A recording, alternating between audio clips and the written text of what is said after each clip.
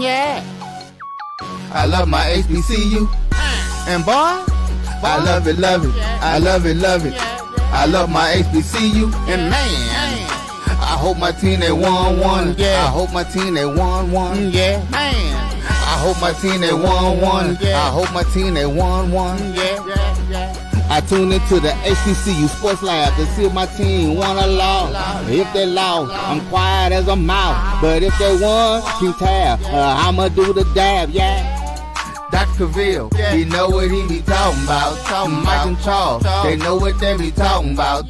They compress the analytic data with the hip hop. If you know them like I know them, they gon' tell you if your team, if they won or lost, and who the ball. So listen to Professor, yes sir, and pay attention, cause he gon' teach a lesson. This is Dr. Cavil's Inside the HBCU Sports Lab with Mike Washington and Charles Bishop. Yes, Mike Washington is back in the building. Charles, can you believe it? I see him. Look at him over there. Look at that. Man, Mike Washington back in the building. Right on. Wait, welcome back, brother. I think it's some AI, artificial intelligence. You just never know. Back from assignment. Never mind, it's not AI. He's back with the same wit and everything, so it worked out perfectly. As Charles jumps out in there, we'll bring him back shortly in terms of what that looks like. But Mike, as we're doing that, I want to say welcome to episode 480 inside the HBCU Sports Lab radio show and podcast, a show that's covering the sporting HBCU dash for all things HBCU sports for institution large and small, from the NAIA to the NCAA. We share insights and information on the HBCU sports culture, HBCU athletic aesthetics to facilitate the story of HBCU athletic programs and the business of HBCU sports. I'm your host, Dr. Kenyatta Cavil, along with my co-host, Mike Washington and Charles Bishop, filming from our home studios and sending a signal live to KCOH 1230 AM studios with the Texas Radio Hall of Famer.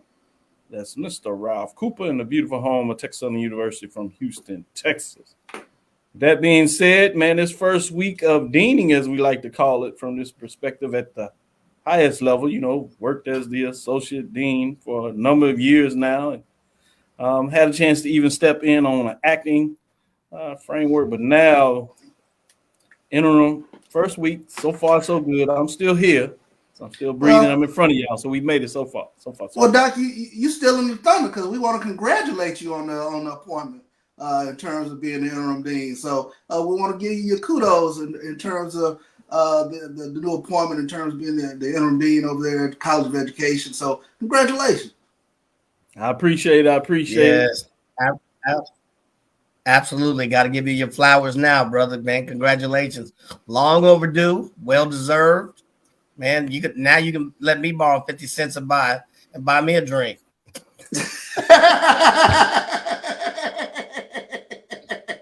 Of coffee. I can't hear you. Something is wrong with the signal. The AI has got the signal going. It's being repetitive. That's all right. Well, we get a chance to celebrate tomorrow, so I look forward to it as we do our due. And I encourage all the folks out there to celebrate each other in regards to this opportunity. The world is in disarray in some ways, but as we deal with that and try to hopefully change it for the better, it's also important that we celebrate each other in the various ways because nothing is promised. So with that being said, let's get into some HBCU news. I'm going to go back to the old drawing board. I'm going to go to Charles. Let Charles kick it off. Since Mike has been a little tardy these days, I'm going to make him wait a little more. Well, let's start things off. 4 HBCU basketball teams are ranked in the Division II polls, and this is from the Charlotte Observer. Total of 4 HBCU women's basketball programs from the CIAA and the SIAC are rated among the best in Division II basketball. A pair of CIAA schools, Fayetteville State and Virginia State, are ranked in the D2 CSC Atlantic Regional Poll, despite suffering losses over this past weekend. Fayetteville State is currently tied for third with Fairmont State of the Mountain East Conference. Both teams tip off the week with records of 14-2, and very interesting. I'm sure we'll get into talking about it, but Fayetteville State, after losing 63-53 to Johnson C. Smith in Charlotte this past Saturday, it was ranked second in its previous week's poll. And Virginia State is ranked fifth in the region with a record of 15-2. It dropped from the number 3 spot in the region after falling to its rival, Virginia Union, 70-56 on Saturday. There are also 2 HBCUs in the South region ranked as well, both of them in the SIAC. Kentucky State and Miles are both ranked in the region. Kentucky State is ranked number 7 in the region with a record of 13-2. Just behind it is Miles College with a record of 13-1. And get this, also Savannah State receiving votes. So big news in terms of some HBCUs getting some national recognition. Good stuff, particularly on the women's side. They're up in there on the men's side as well. But, man, it was a tough weekend this week for Benedict. They go down on Saturday, then they come back and lose another one. Morehouse gets it done as they running around here, and you're like, okay, it's time to see that. And Edward Waters dumps on somebody as they get it done. So topsy-turvy in the top of the SIEC, particularly in that Eastern Division. It's going to be fascinating to see what that looks like. Clark Atlanta is in the mix in a little bit. I see Charles at the golf part and hip hop. I see. I had somebody ask in the chat, what is that on there? Golf art, hip hop. I like it. Little sweatshirt. Yeah. Mm-hmm. That's pretty dope. That's nice. I need to get one of those, man. Oh, no doubt. Shout out to my sister-in-law. Now all of a sudden, Mike wants to act like he golfs a little bit. Yeah. I need to get a hookup on one of them shirts. No doubt. Mike, we just need you to slow down on all that work with your assignments, man. We got you on enough assignment. Now you want another assignment to go get the shirt. Slow down, man. Slow down. Take a breath. Just taking it easy, bro. I'm just taking it easy, man. There you go. let me do me. He said, let me do me. Yeah, I'm going to let you do me. Go ahead and give us some other HBCU updates. Well, I'm a little bit rusty, so I don't know if I'm a little bit behind, but I've been catching up on tweets or whatever. Excuse the voice. Been a little under the weather as well. Did we talk about the HBCU alumni from the Detroit Tigers who's just been recently named or received NFL honors? Have we talked about that gentleman, Mr. Brad Holmes? Go for it. Yeah, Detroit Executive Vice President and General Manager Brad Holmes been making moves with the Lions. So they had their basically their first division title since 1993. He's been named 2023 NFL Executive of the Year. So when as we move into basketball season, a lot of these awards keep coming. He attended North Carolina A&T and directed the Lions return to a division title and the NFC's number 3 seed in 2023. And a lot of the moves, a lot of the personnel that they had were attributed to this gentleman and this gentleman alone. So they were 6-3 on the road, tying a franchise road record. They were 12-5 overall, had one of the top defenses, one of the top running games. So kudos to this North Carolina A&T Aggie, Mr. Brad Holmes, General Manager, Vice President for the Detroit Lions on the NFL Executive of the Year. Oh, that's big news. Big news. I no longer watch the NFL, but I can always get behind when HBCU alum are getting it done and certainly getting it done in that manner. I will say this, though, when you talk about the NFL, Detroit, all those fans up there that delivered mighty pain, if they find a way to beat San Francisco ahead. Lord have mercy. Oh, it's going to get really fancy up there. You talking about them Gator shoes. They're going to be all over the place. Man, I saw a picture of some 1980, some soulful pimps, and they said they already got the Super Bowl attire out. I'm like, now think about this. On the other side, obviously, the prohibited favorite in a lot of ways is Baltimore. You talking about two predominantly black cities being in. That would be entertaining as well because they would come out the woodworks with Baltimore and Detroit playing in the Super Bowl. That would get a little interesting in a lot of different ways.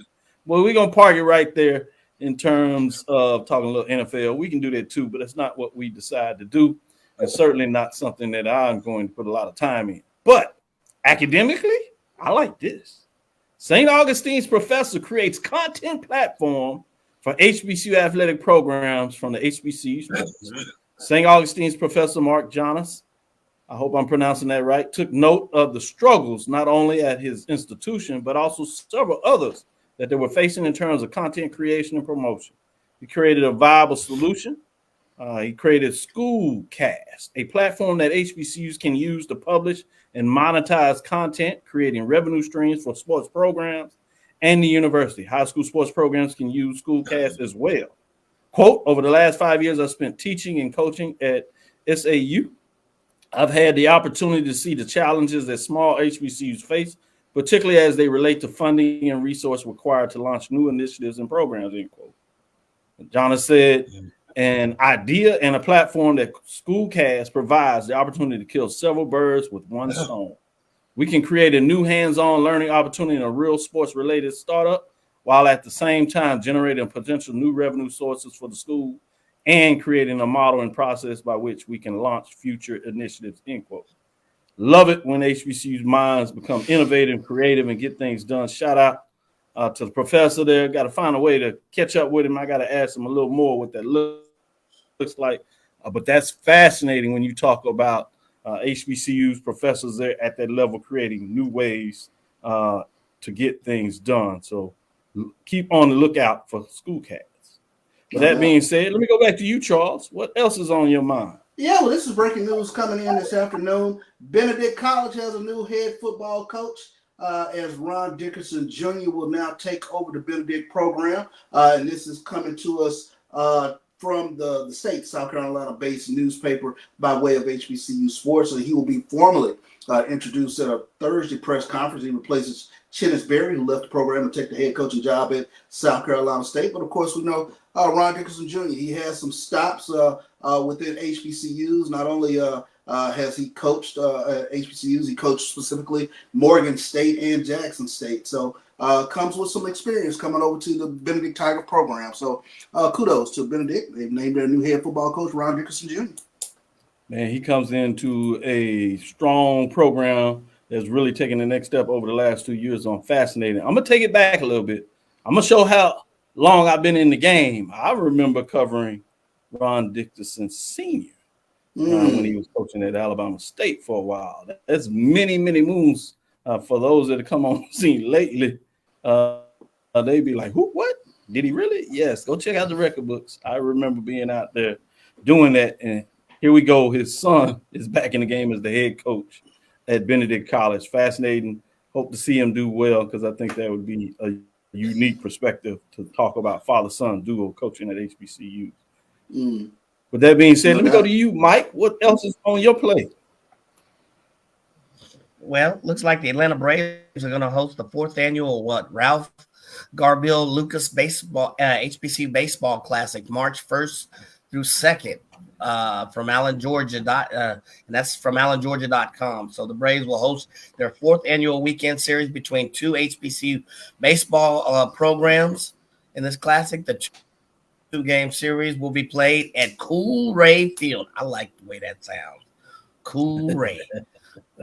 I'd like the way that rolls off. Cool Ray Field, home of the Braves, AAA affiliate, the Gwinnett Stripers. Stripers, I'm sorry.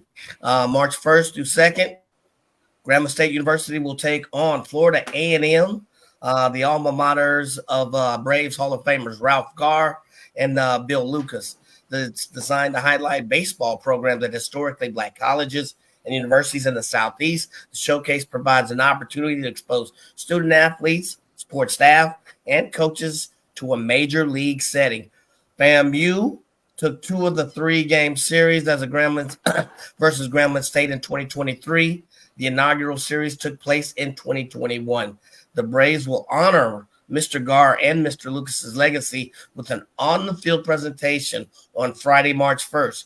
Throughout the weekend, fans are invited to create their own baseball card. I'm build my own baseball card. You know I got my own baseball card anyway, so I'm going to get another one.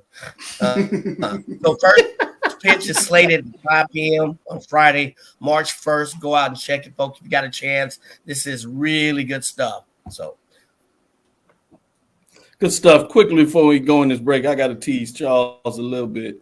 Southern University Human Jukebox voted 2023 HBCU Sports Band of the Year. I saw that. And the championship was against Jackson State. That's why I want to mess with Charles. He just can't win. I mean, you talking about being right on the tip of championships. It just ain't been that way in a while. But I want to shout out Ken Rashad because he put his money where his mouth is in terms of awarding it. $2,500 donation goes to the band. With that being said, as according to HBCUsports.com, those that voted on the 2023 HBCU Sports Band of the Year, champion is none other than the Human Jukebox of Southern, as they get it done with a 65% to 34%, 17,000 votes to just under 10,000 votes, if you would, for Southern over Jackson State. So we'll take our first break. We'll come back on the other side, and we'll get into some additional dialogue. Stick with us. We'll be right back after this first break. If you think all pads are exactly the same, think again. This is Always Ultra Thins reinvented with the Always Triple Protection System. This pad wicks gushes 90% faster, absorbs even more so you can feel dry, and locks odors in. Rethink your pad for up to 100% leak-free and odor-free comfort with the totally reinvented Always Ultra Thins. This is always like never before.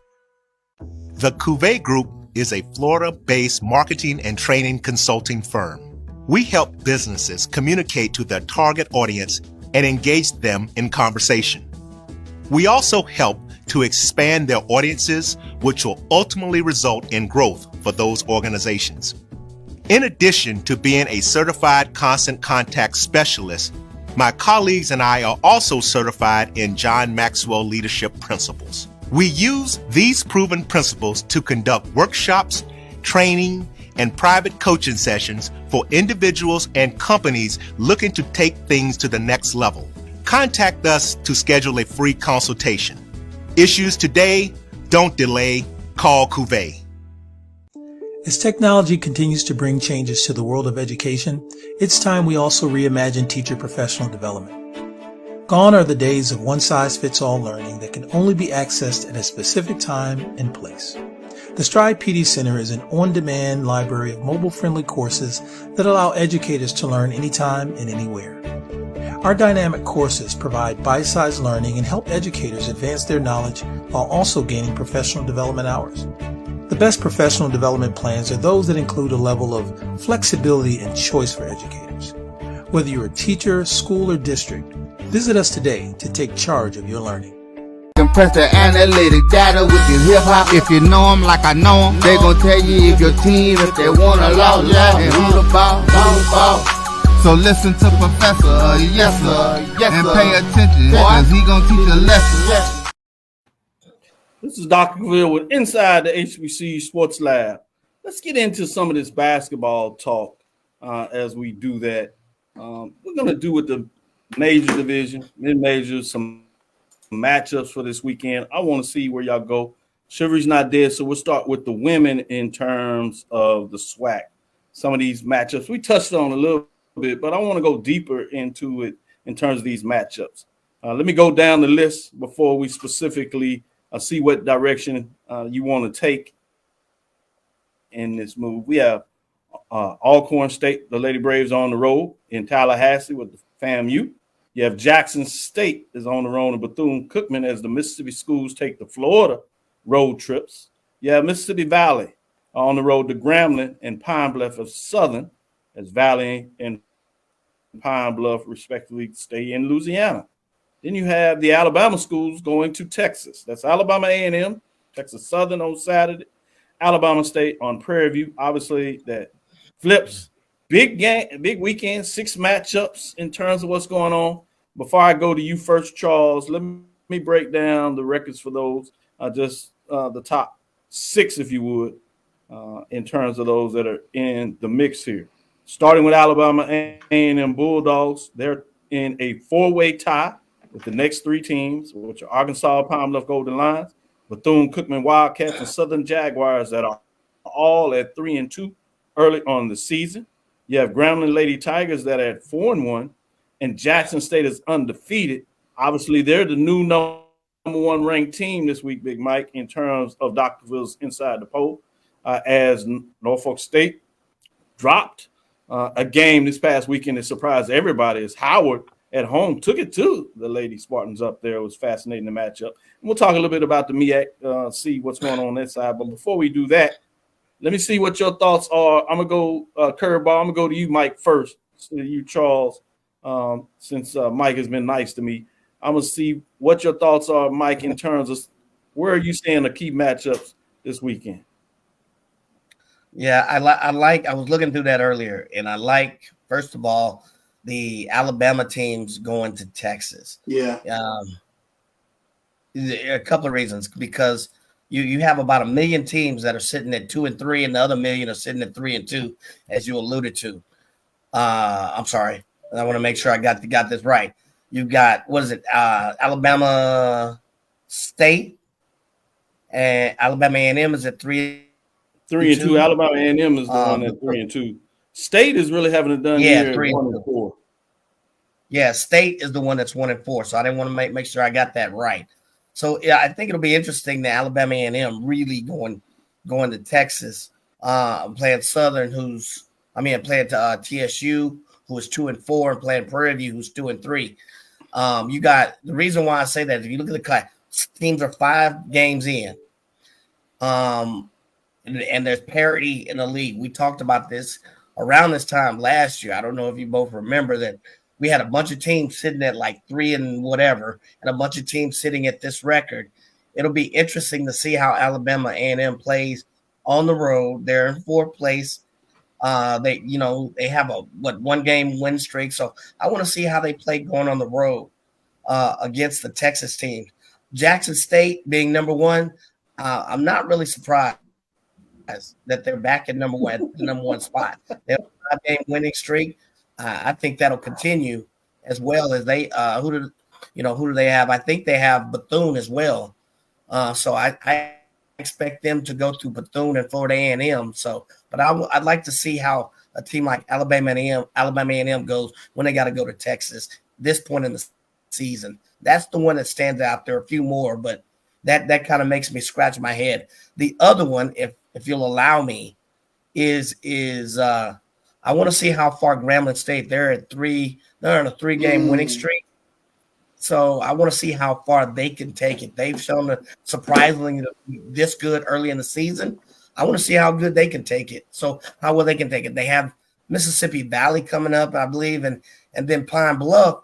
And Pine Bluff is playing some surprisingly good ball. So I'd like to see how they go. Not really against Valley, but more so against Pine Bluff. Good stuff there, Mike. I'm fascinated when you talk about that 3-game win streak with Grambling, which included the big win over Southern rival.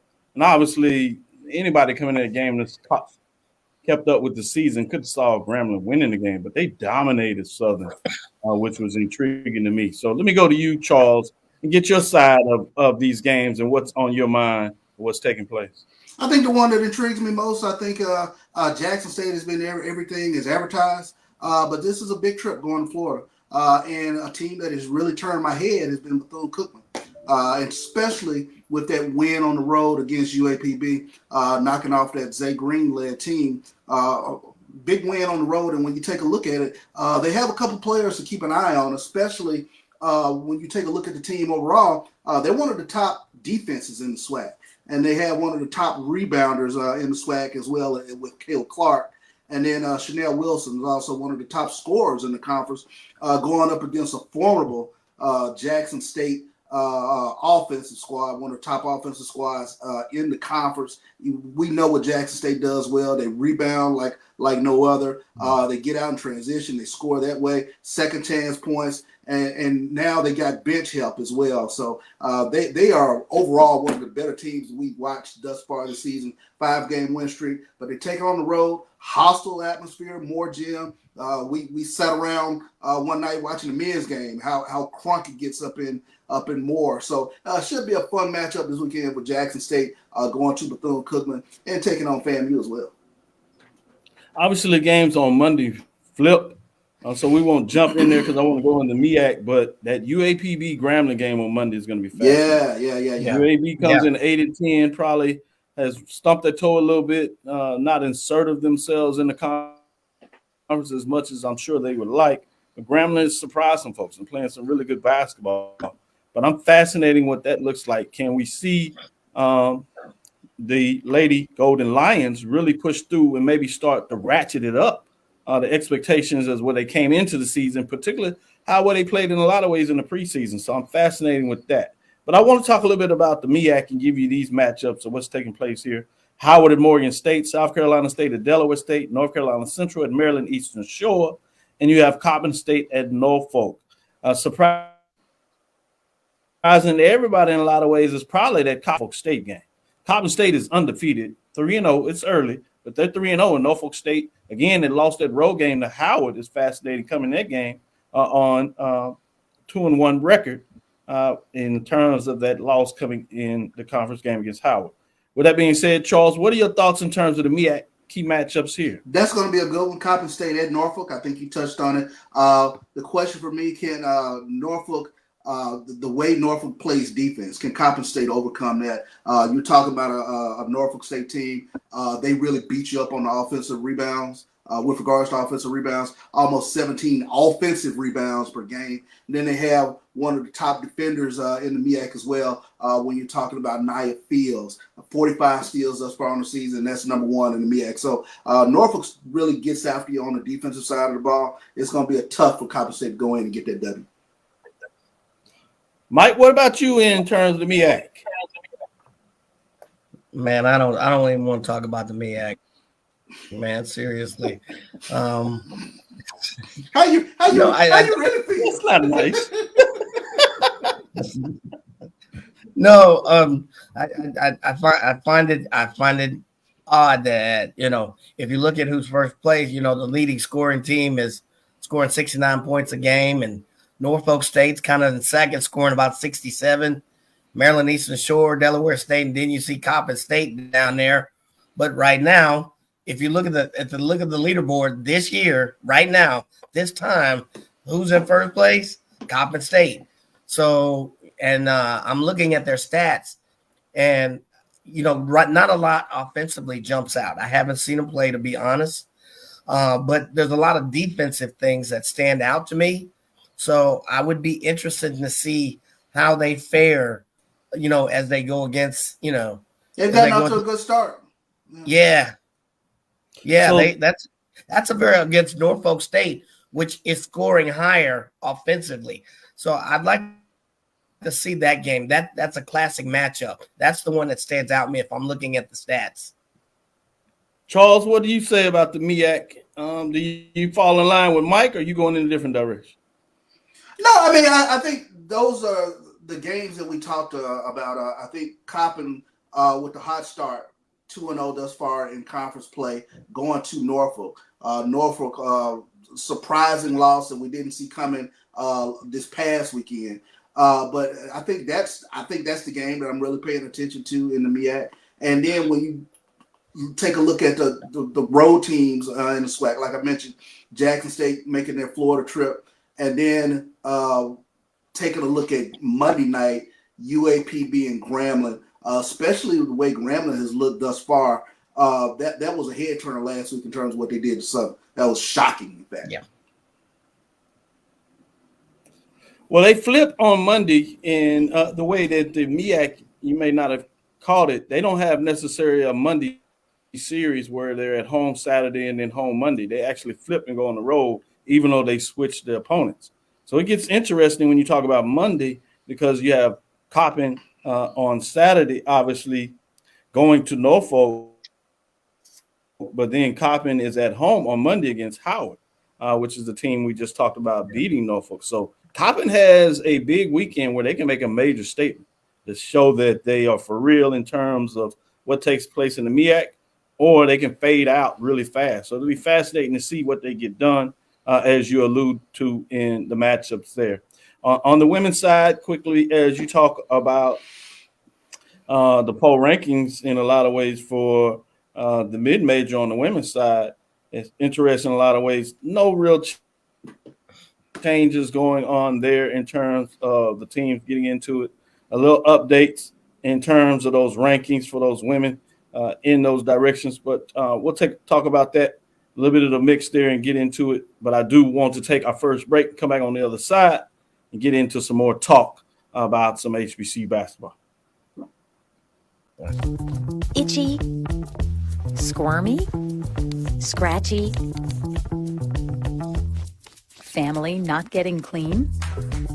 Get Charmin Ultra Strong. Go get 'em. It just cleans better. With a diamond weave texture, your family can use less while still getting clean.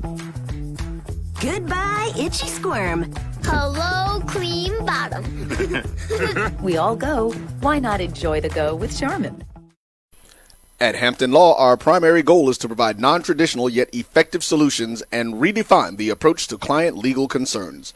As your trusted legal advisor, we believe in sophisticated, personalized services that eliminate the confusion and complexity sometimes associated with legal matters. Our high standard for client care and concern, coupled with our extensive legal knowledge and skills, make Hampton Law a resource focused on the protection of the client's interest and overall goals. We value our clients and truly enjoy working with them. Visit thamptonlaw.com to conveniently schedule an appointment online. Tamika Hampton Esquire, 1631 Rock Springs Road, Suite 336, Apopka, Florida, 407-494-1471. thamptonlaw.com. Nope. Nope. Come on, him? Ooh, I like him.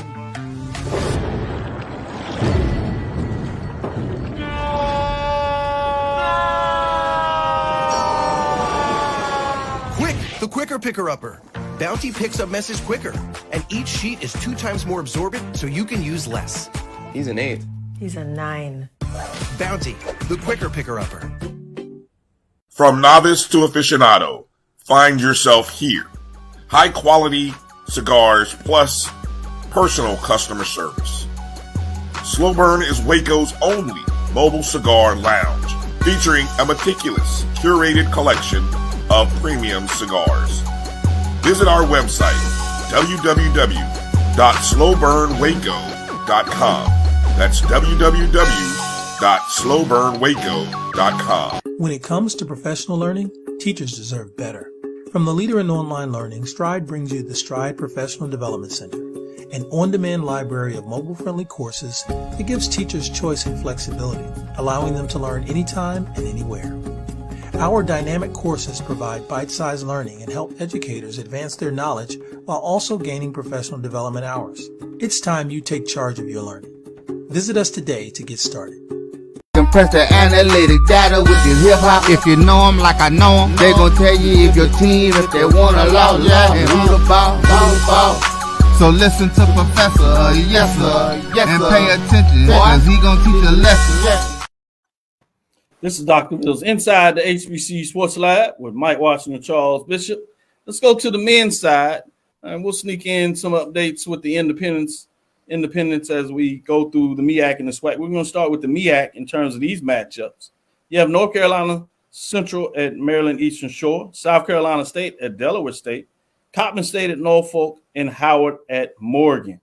That's the Saturday games. Think about the standings.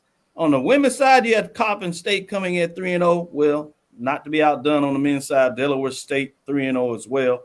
Fascinating when you talk about some of these matchups here. So I want to ask you, Mike, what are your thoughts and what are key games that you're keeping your eyes on this weekend in the MEAC with the major division games? Yeah, I always look at the top one. So, I want to see, number one, when a team butts out, you got Delaware State. I guess they're going against South Carolina State. And then you got Norfolk State going up against Coppin State. So I think that one to me is a key matchup. You got two kind of middle of the pack folks. You want to see, are they going to stay in the middle of the pack? You also look at statistics and like you see who's leading the pack and scoring. So I want to see how those two end up as well. So those are the two that stand out to me. With that being said, Charles, what are your thoughts in regards to some of these matchups here on the MEAC side. I know on Monday, I think it gets really a little more interesting than Saturday games when you have Delaware State taking on North Carolina Central. Obviously, I like to see if, and I got to believe that Delaware State's going to get it done against South Carolina State, even though South Carolina State got that win over Central a couple weeks ago. So be careful.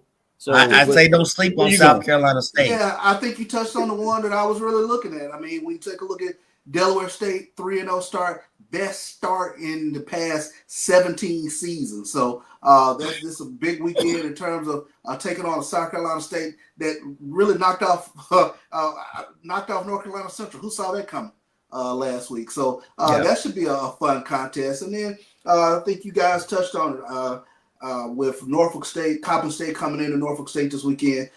To me, again, you got to go against a tough Norfolk State squad. That's going to be, I think, a tough game for Coppin State to go in and try to steal one on the road.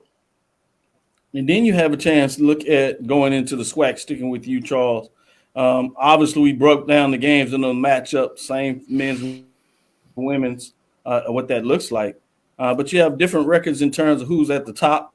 Jackson State continues to be solid as they're tied with Grambling State, as well as Alabama State at 4-1. Just behind them, you have Arkansas, Pine Bluff, Bethune-Cookman quietly, along with Southern at 3-2. Some of the bigger dogs, if you would, are those past teams that have played really well, are a little behind the mix there. It'll be interesting to see if they can throw some punches to get back into it. But fascinating what that looks like. But give me your thoughts in terms of the SWAC matchups this week. Yeah, and I think that this will be a stern contest for Arkansas Pine Bluff when you talk about the Southern Grambling doing the Louisiana trip this weekend. You get opportunity to really see if Pine Bluff is really going to stick around, if they're going to be for real. I'm also very curious. Alabama State, they started out 4-1 in conference play. They do the Texas two-step this weekend. We know that'll be tough with Texas Southern and Prairie View. Prairie View, impressive win over Jackson State last weekend. Jackson State, great bounce back win over Texas Southern. So that'll be a great matchup, I believe, Saturday on HBCU Go with Alabama State and Texas Southern. That's going to be a nice one. I'm with you. That's going to be fascinating. Mike, what are your thoughts in terms of some key SWAC matchups for you? So I'm looking at Grambling, and off to the start, they're on about a 4-3 winning streak. They've won 5 out of their last 6. They have Valley, and then they have Pine Bluff. That'd be interesting to me. To see how those two fare. Pine Bluff's playing really tough, so I'll be interested to see how those two fare. You have 3 teams at 3-2, and so that's Southern, Bethune-Cookman, and Pine Bluff. So I'd be interested. The other thing is Southern also plays Pine Bluff as well. So I'd like to see how that one comes out. That'll be interesting to me. If you look at 2 teams that are clawing in the middle, Alabama State right now is kind of sitting in the catbird seat. We'll see if they can hold it, but I want to see who's clawing in the middle. So that's Southern Pine Bluff. You know, that's going to be a dogfight in the middle with those teams that are 3 and those 3 or 4 teams that are 3-2. Good stuff. Before we go to this next break and come back on the other side, I did want to give some love to Tennessee State as they jump to the number 1 in the poll. They have a big game this weekend. They only play one. They don't play the Thursday night game tonight. They play on Saturday. It'd be fascinating to see what that looks like. North Carolina A&T is at the top of their poll on the women's side when we look at our independent program. So that's some fascinating things to kind of look at to see if they can push it. They have big games this weekend. North Carolina A&T on the men have gotten pretty impressive in terms of what they've done. They have some big matchups to really make a statement, much like we were talking about Delaware State potentially. They can do it in the Colonial. We'll see what that looks like in terms of those teams. On the mid-major side, got to make sure we shout out Langston. They continue to roll. They play tonight. Can they maintain that momentum, staying undefeated? I don't see why not, but I always want to keep an eye in terms of the mid-majors. Some other programs are doing pretty well over there. As I said, in terms of those mid-major programs, it's interesting when you look at the top teams there. I want to do it for the women quickly. Xavier, it stays at 5. Miles Golden Ladies were not ranked, but they jump into it. Those Golden Golden Bears down there, if you would, at 53 is they're undefeated in conference play quietly in the West. Virginia State Trojans are still getting it done. One first place vote is 16-2. Fayetteville State Lato Broncos are in the mix, and Russ Lady Bears are the new number one on the women's side of the poll rankings this week. Let's jump up and look at the men in terms of what's going on there on their side. Fascinating in terms of those rankings, if you would. Who looks in the men's? A lot of things are changing. Told you the Wild SAC, particularly in the East Division, that's going to go down the wire, it seems like. So I got to keep my eyes on that. But not any changes in the top five. Xavier, Louisiana, the Gold Rush do drop one spot to 5. Clark Atlanta Panthers move up to 4. Benedict Tigers at number 3. Talladega Tornadoes are running in the GCAC 16-1, 8-0, and Langston Lions, as we said, are undefeated, looking good in terms of what looks like there. Talking about some football, we'll come back on the other side and we'll get into some football. I know we had the matchup that we focused on a little bit with Orange Blossom Classic with Alabama State. North Carolina Central is going to be fascinating in terms of what that looks like. Andrew Body taking his talents to the Hornets. Got a new quarterback on North Carolina Central that played and earned a championship just 2 years ago. Going to be intriguing matchups. But we're going to turn the page and take you to Texas Southern to see if they can find a way to make a run. Stick with us. We'll be right back after this break.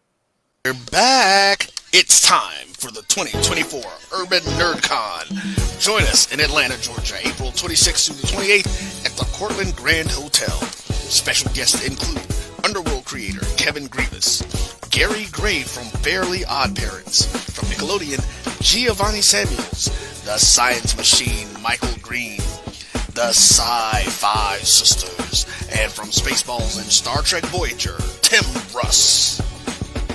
Hi, I'm Tim Russ. Join me April 26th through the 28th at the Cortland Grand Hotel in Atlanta, Georgia for the Urban NerdCon.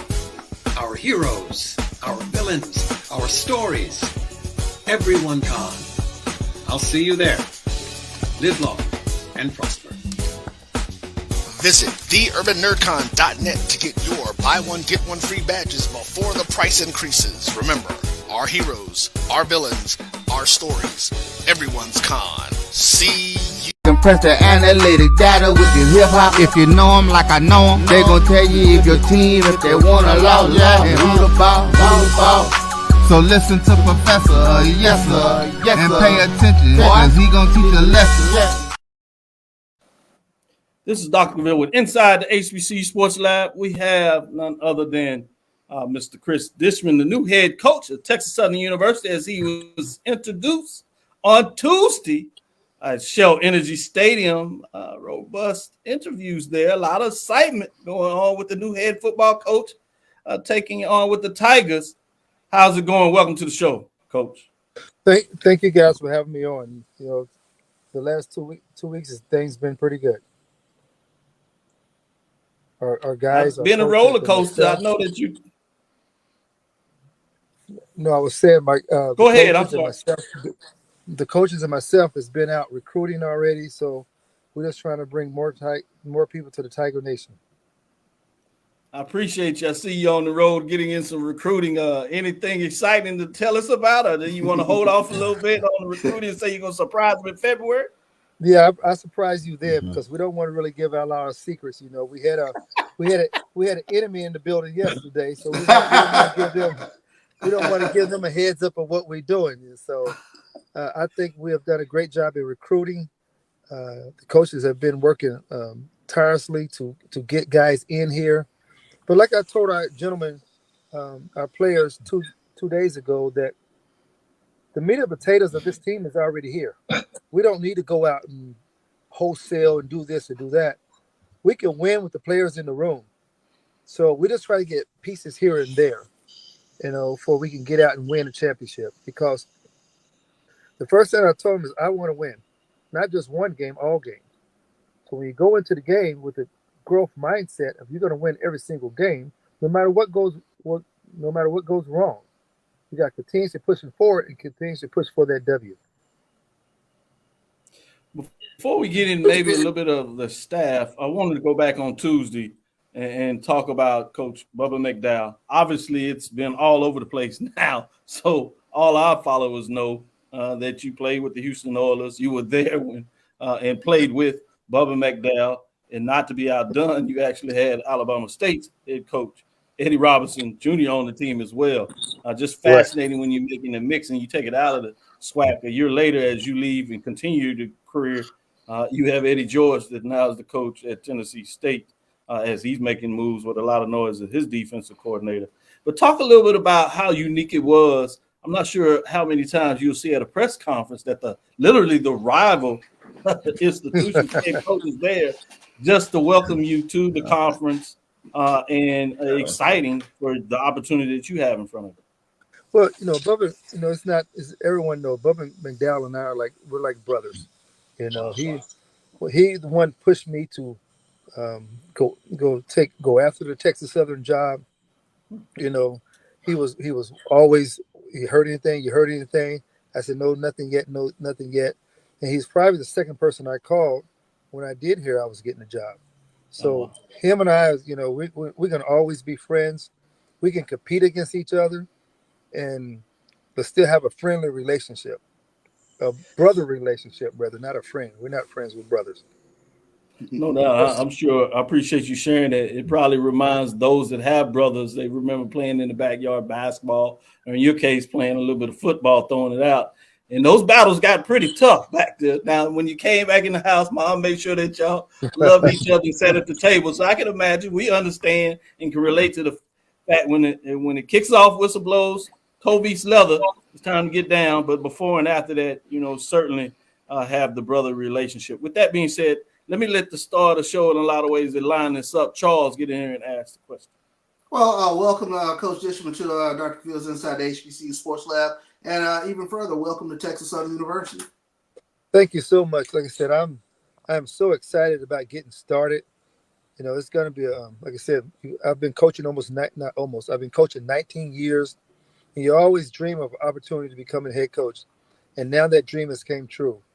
So you guys are going to get my best each and every day, no matter what. I'm going to give you my best each and every day. And hopefully my best is good enough where we can win the championship.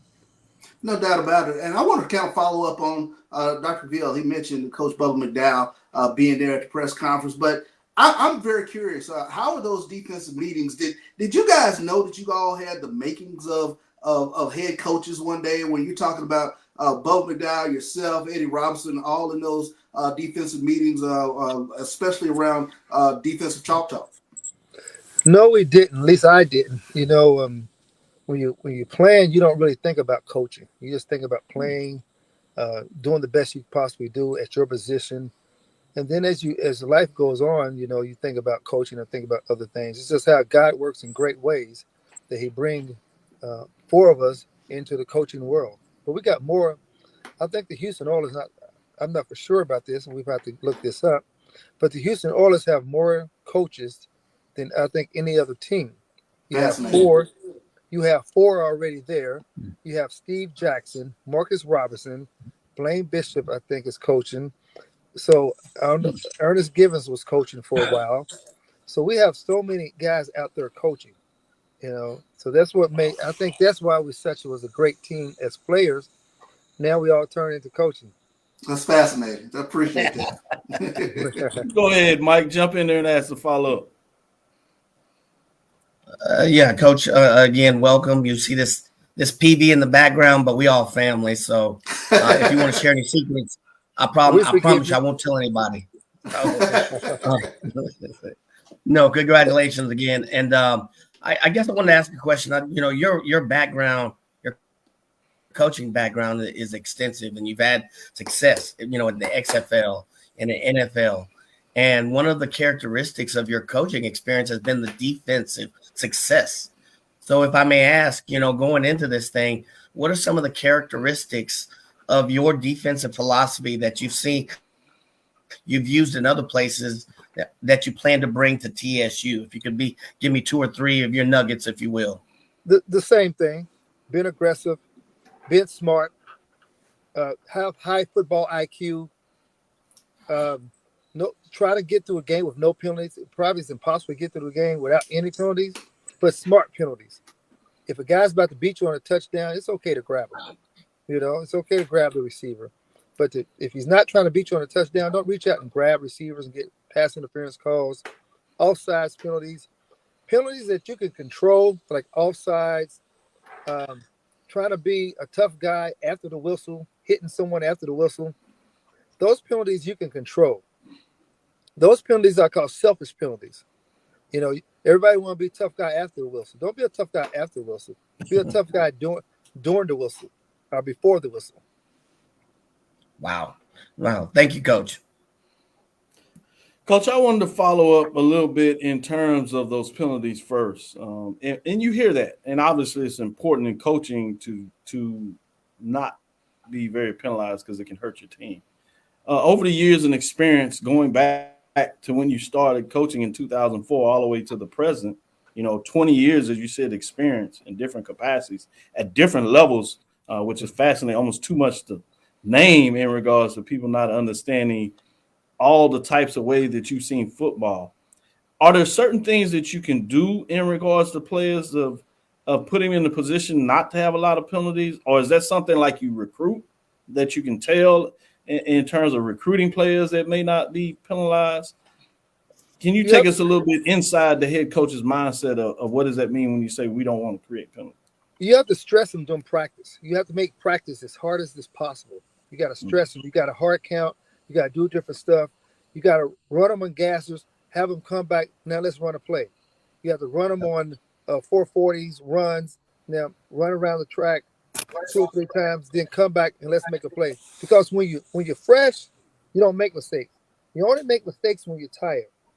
So we got to stress the guys during practice. Our practice is going to be very intense. We're going to tackle. We're going to hit. We're going to play football in practice. We're going to make sure that they understand where they have to be each and every time. It's not I can get there. I can almost get there. You got to get there. And we're going to stress our guys in practice. So I'm sure it's going to be kind of a rude awakening for those guys, but change is good. In order to win championships, you have to have change. You can't stay the same. So each and every day, every player have to improve on what they're doing. They have to show me before they go out to practice, what are you going to improve on today? What are you going to improve over today? Because no one wake up and say, oh, you know what? I think I'll be second place. We always want to be first place. Well, I know defenses win championships, but offenses sell tickets. And when I say championships, obviously the first goal is the SWAC championship. And now you have the Celebration Bowl in Atlanta. Not to brag, Coach, not to brag. But these gentlemen here, we've been in Atlanta since the celebration started. So we'll be there. We're going to look forward to see the Tigers get there as well. Mike will say, hold on, he wants the Prairie View there. So that first Labor Day Classic goes some way in maybe deciding that. But anyway, with that being said, let's get to the offensive side. Sell some of these tickets. Let us know what's going to happen on the offensive side of the ball. Well, offensively, if they score 10 points and the opponent scores 7 points, I think that's a win for us. So we want our offense to score more points than the opponent scored. If the opponent scored 30 points, they have to score either 31 or 32 points. So offensively, we're going to run the ball. We're going to have good sound offense. And the same thing as offense as well as defense. Not jumping off sides. Not having penalties that can hurt you. If we're in field goal range and it's 3rd and 4 and 3rd whatever, let's say 3rd and 4, and then one of our guys jump off sides, that's a penalty. That's pushing us back and making it for a harder kick. So it's just playing smart football. High football IQ guys who'll be able to make it work. And the quarterback taking care of the football. No interceptions, no fumbles. And the running backs high and tight. The ball is supposed to be run high and tight. Put that ball underneath your arm and protect the football. Because studies have shown, I did a study when I was with the Chargers, that the team who win the turnover battle, win 3rd down, and don't have no selfish penalties, you should come out with a victory. I remember that. Turnovers. Yep. Lacking the penalties. 3rd down. Those are part of the key ingredients to winning games. And third, with that being said. Third down. Third down Third conversion. down percentage. I'm gonna keep my little chart this year in the SWAC and see if it works. In the SWAC, be like, look, I got the mess. I'm gonna make some money betting too. After I get about 3/4 of the way through the season. Charles, go ahead and follow up. No doubt, real quickly, and you mentioned the meat potatoes being there on campus now with Texas Southern. But as you look at it now, what do you identify as TSU football's most pressing need? Well, like I said, I think we just get pieces in. You know, well, I think we'd be a very good football team, and you guys be very proud of how these guys gonna work. You know, we start our strength and conditioning within another week or so. You know, there's gonna be a lot of guys getting up at 4:30, 5 o'clock. You know, so they're gonna be out. They got to get to bed at night, but they can get up in the morning. You know, I'm a morning person. I've always been a morning person. I wake up 4:30, 5 o'clock. I say my prayers. After my prayers, I drink my coffee, and then I start my day. You know, so I'm expecting our young men to be morning people too, but not everybody's a morning person. You know, but we're gonna have 4 a.m. runs. Oh yeah. You know, so we're gonna have 5 a.m. lifts. We're gonna have those lifts because it's mental. You know, 90% of football is mental. 10% of it is only the physical part. Right. You know, we can teach you how to do the physical part, but we can't. We can try to teach you the mental part, but you have to be the coach of your own body. Players have to coach their own body. I can't tell you when to go to sleep. I can't tell you stop eating that Big Mac. I can tell you to put nutritional drinks in your body and not the sodas and not the iced teas. Now, don't get me wrong. I like iced tea now, okay? But you can't put but I'm not playing. So I can drink iced tea. That's right. Right. Exactly. You know?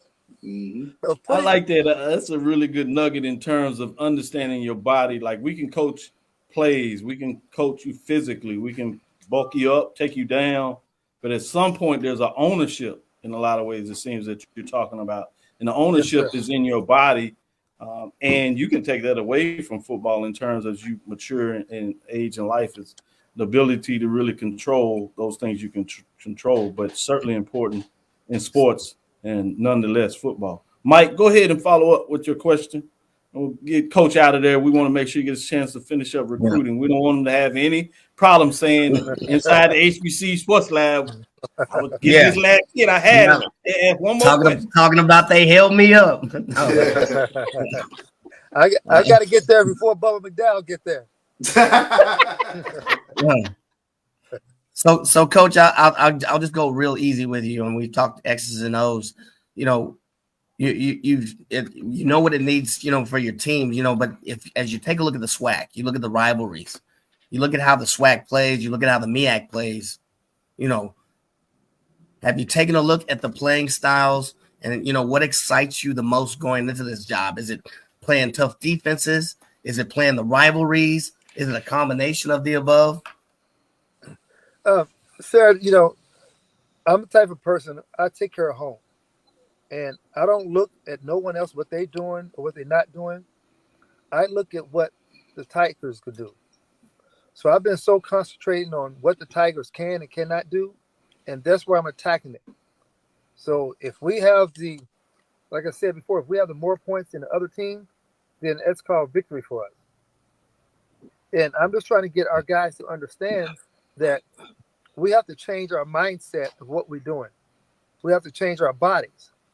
And we have to make sure that we can't do what we did last year. We can't say, well, last year we did this. Well, last year is last year. We can't go back. We got to, from that point forward, we got to go forward. I'm a forward-thinking person. So I'm not looking at any film last year.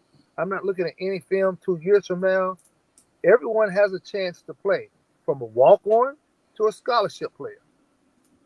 Because spring ball would tell me exactly where you're going to be. Because I'm going to stress them. I'm going to stress them during spring ball. I'm going to stress them during practice. Can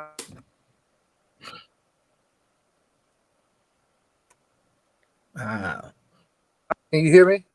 Yeah. Okay. Yeah, we can hear you. I'm sorry. I'd rather for a person to break during practice than break during the game. Because we have time to correct him during practice. We won't have time to correct him during the game. No doubt. Absolutely. Well, Coach, All right. we know your time is valuable. We appreciate you giving some of that time today. We look forward. We'll be around for spring practice, so we'll get out there, get a chance to see a little bit of the Tigers and see how things are going. And we certainly want to get a chance to talk with you throughout the spring ball and then back in the season to give some updates about each of the games and coming up with that. So we look to follow up with you, Coach.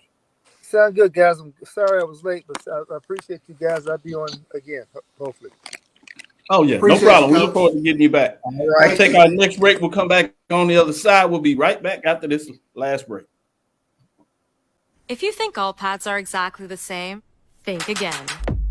This is Always Ultra Thins reinvented with the Always Triple Protection System.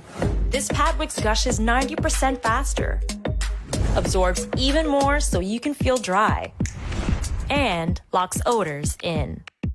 Rethink your pad for up to 100% leak-free and odor-free comfort with the totally reinvented Always Ultra Thins. This is always like never before. The Cuvée Group is a Florida-based marketing and training consulting firm.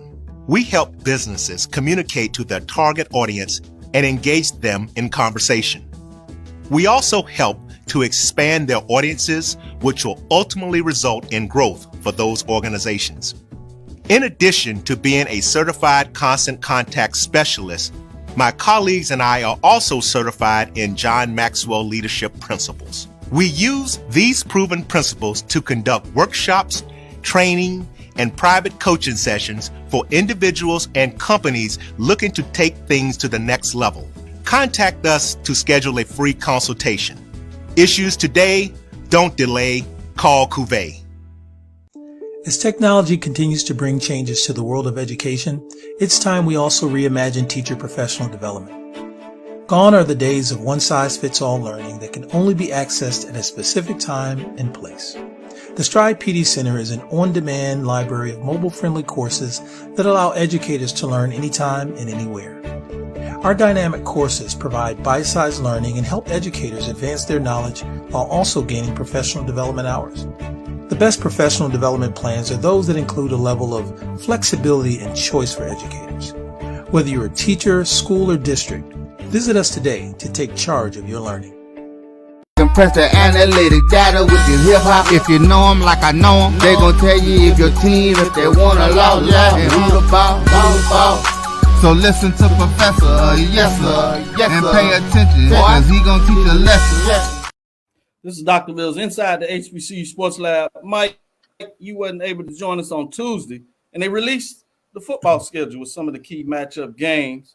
And so they have the holistic schedule, but wanted to ask you, and then Charles can chime back in, because it's always football season and people always want to talk some football. Releasing these schedules at once was something I talked about during that 2021 inaugural season of the new expansion with 12 members. But it's upon us now, and shout out to the SWAC as Andrew, I believe, got this one right by breaking it down and releasing the schedule. So wanted to give you a thought to kind of give us your thoughts in terms of what are some big matchups that you're looking forward to and why.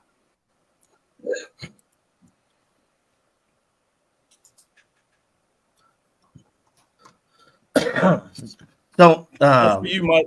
I guess yeah, can you hear me? First off, personally, I noticed that Prairie View has FAMU at homecoming in the way deep in the month of November. So I thought that was interesting. So I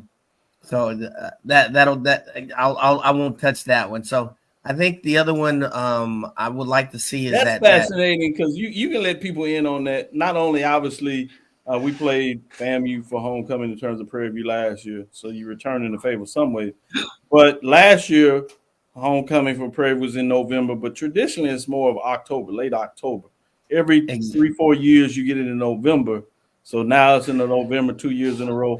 One is the new thing with the president coming in. It's something that maybe it'll shift to November. But I'm fascinated with that matchup as well, with FAMU coming to town. Obviously, there'll be a new coach. And we'll see a lot of those matchups with new coaches this year. So I'm intrigued about that as well. Yeah, see, the Jackson FAMU game, that's a new deal. That's in October as opposed to the leadoff game of the season. Looking forward to that game, but it's going to be different. It's close to the middle of the season, so that should be interesting. I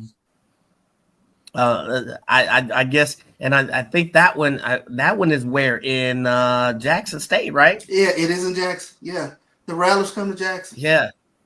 So the Rattlers come to Jackson. Charles, what type of attendance, before I let Mike continue, Charles, what kind of attendance you think is going to happen for that game? Well, will the Rattler fan base get on the road? That's the question. But I think easily you can get an easy 35 in the Jackson, especially this game is starting to become a budding rivalry, and we'll see where the momentum of both teams is by that October game. So it could go upwards of 40,000, because I think playing in Vet is going to be a hostile environment, and for the Jackson State fan base to not have to go down to Miami to meet up with FAMU. A little different stakes this year, a little different cast of characters. So we'll see if that game continues to hold the interest of the SWAC fan base.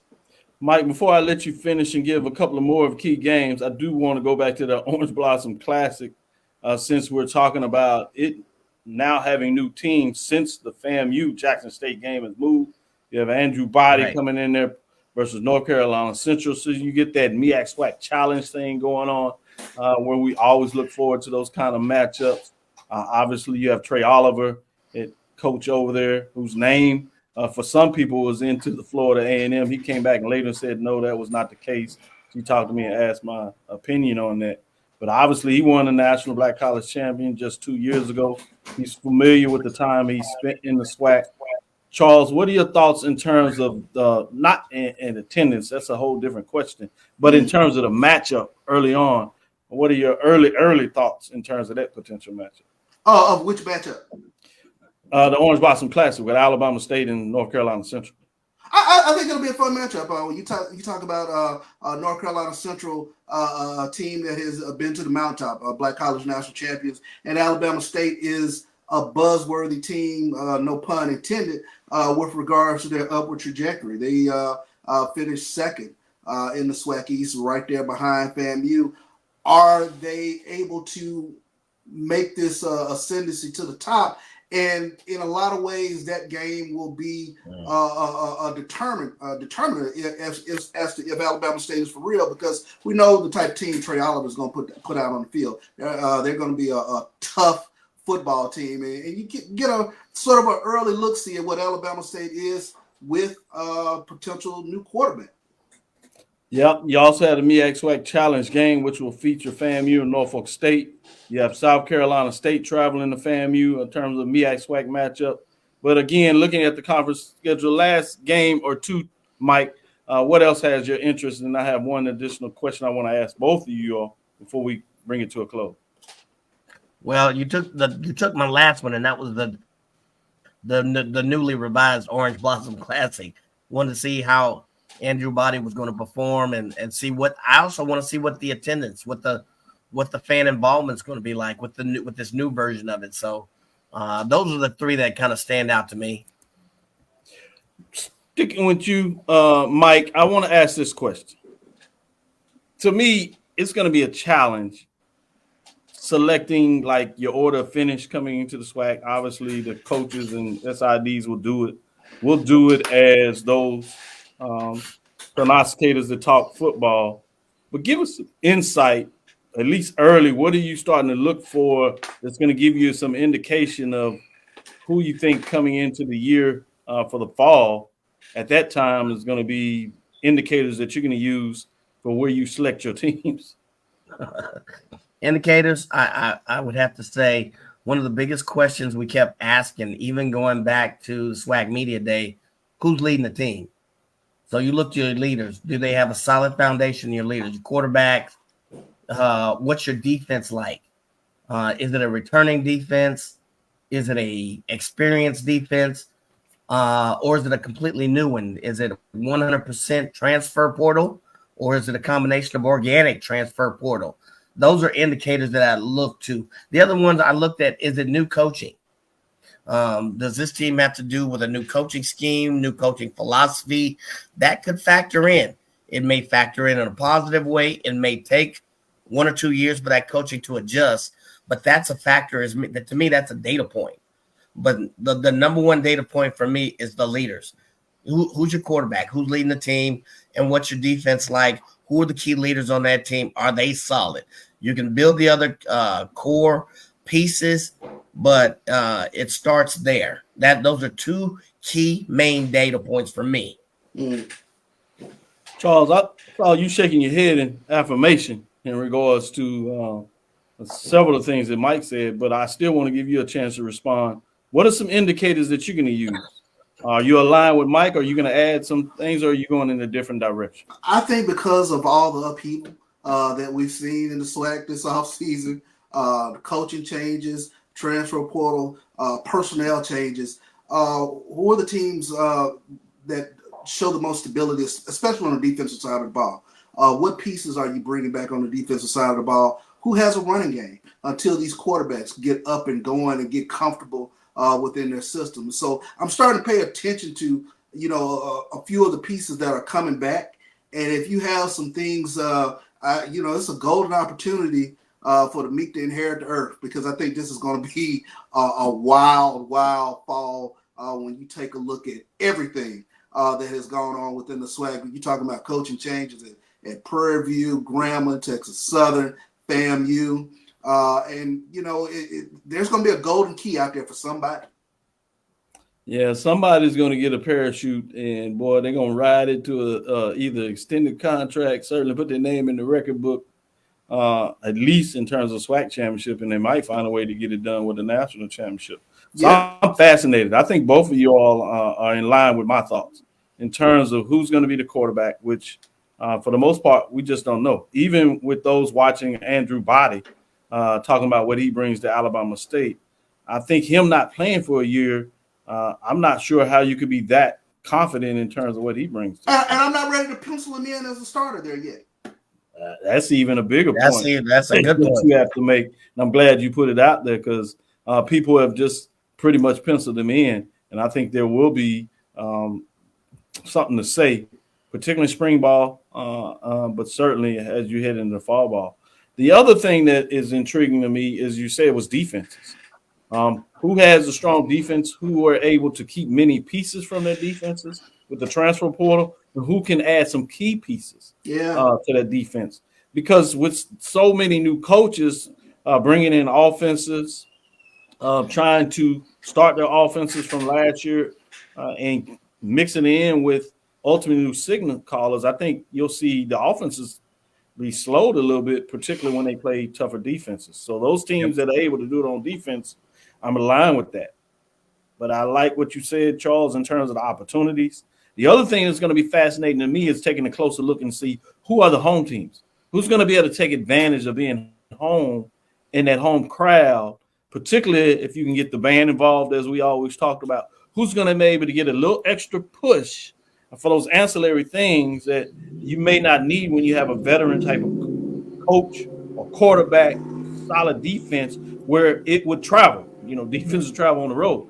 Now you don't necessarily have all that. Who's going to be able to take advantage of the fact that the schedule just happens to fall in their favor with either not having some of the what would be end up being the tougher teams on this schedule, and most certainly who's going to be able to get those games at home and then find a way to, at least split on the road, if not take a little more advantage of it. What does that look like? So that's something I hadn't quite heard of. And I looked at last year. I think it played a role, but I think it's going to play even a bigger role this year. So I like the points you make. But with that, let's put a pin on it. I had to get in some football talk. That's just what the money says around here, and what it is, especially when you drop a schedule. Charles laughed and he said it. Hey, man, it is what it is. Let it rock and roll. Viewers were talking about the game, so I said let's bring it back and get Mike's chance to talk about it and get your final thoughts, Charles. Appreciate it. With that being said, I want to say thank you for listening inside the HBCU Sports Lab. Make sure you share our podcast, streaming platforms with your friends and colleagues. I am Dr. Kenyatta Cavil, the Dean of HBCU Sports, coming from inside the lab in the College of HBCU Sports with Mike Washington and Charles Bishop. We hope you enjoyed. Again, we want to thank you for listening to Dr. Lil's Inside the HBCU Sports Lab with Mike Washington and Charles Bishop every Tuesday and Thursday, 6 o'clock Central Standard Time. You know we'll be right here, so we need you here. We look forward to next week as we discuss the latest news in the lab. Follow me, Dr. Kenyatta Cavil, that's DrKenyattacavil, Twitter, Facebook, Instagram, Inside the HBCU Sports Lab 1 on Twitter. X now, formerly known as Twitter, as I'm tired of saying that, Facebook, YouTube, Inside the HBCU Lab. It is what it is. I still like to call it Twitter. It is Twitter. It's what your mamas call it, Twitter. That's what I'm going to call it, Twitter. Dream big, continue to move forward. But I look forward to seeing both of y'all tomorrow evening. We're going to celebrate and get it done. It's been a wild first week, but I made for it, so I appreciate y'all. With that being said, we'll talk with you soon. Charles? Of course. Mike? Lecture. Dismiss.